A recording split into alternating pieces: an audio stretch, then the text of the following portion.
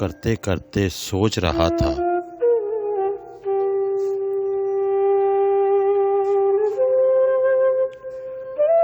ये पगली और बातूनी लड़की आखिर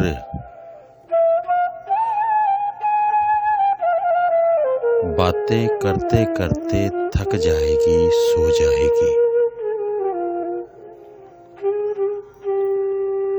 वो मेरे ख्वाबों में बसकर वीरान हो जाएगी।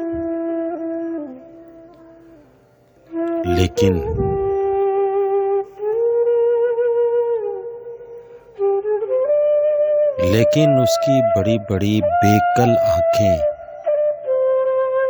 में दूर दूर तक नींद का नामो निशान नहीं था।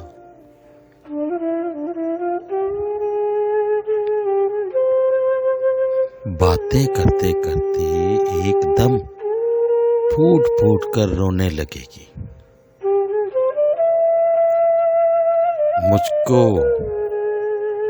वहमो गुमा नहीं था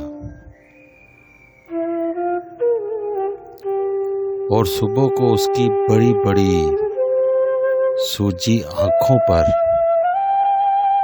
मैंने अपने बेहद ठंडे लफ्ज लिखे तो उसने कहा, मेरे बारे में जो तुम नज़्में लिखो उनमें मेरा नाम भी लिखना।